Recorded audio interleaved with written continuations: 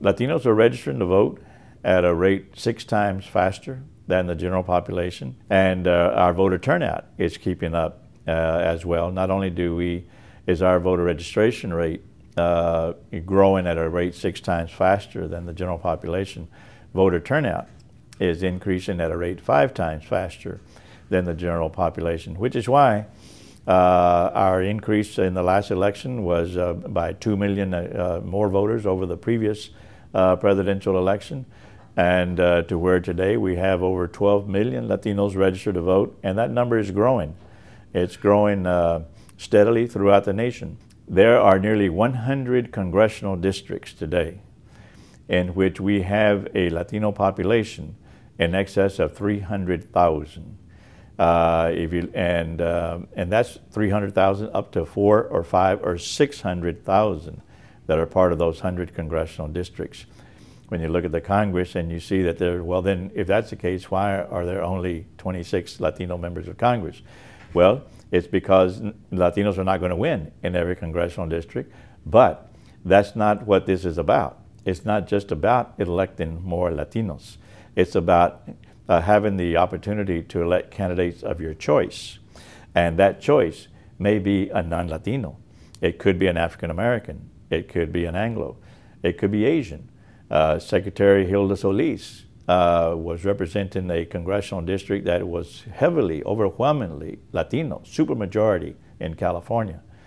And when she gave up her seat in Congress to become Secretary of Labor, she was succeeded by an Asian. What's really important is that our vote counts and that we elect candidates of our choice and candidates who will represent everyone, whether they are Latino or not.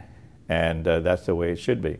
It's important for Latinos to be more involved in the electoral process, but in terms of civic engagement, that this is not just about electoral participation. This is about understanding about how government works.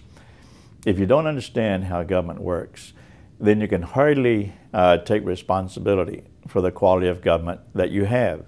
When you talk about government that's closest to home, especially city government, many people in the United States do not understand how local government works, city government especially. They affect the quality of our schools. They affect the conditions of our neighborhoods, whether we have ample stop signs and speed bumps and lights on the streets at the corners, and whether we have parks and recreation for our children and water and sewer in every household, and these kind of things that are so very important.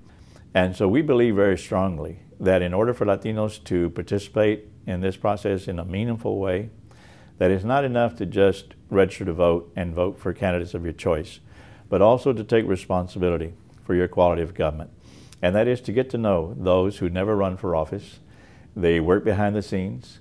They're on call 24 hours a day, 7 days a week, 365 days a year. These are people that affect the quality of water in our homes. And we get up in the morning and we'll shower and with no regard as to who ensured of us of having good water quality. We may take a drink and the water tastes strange. And there's hazards everywhere. And it's important to know who is responsible for these things and for them to know who we are. Government needs our help.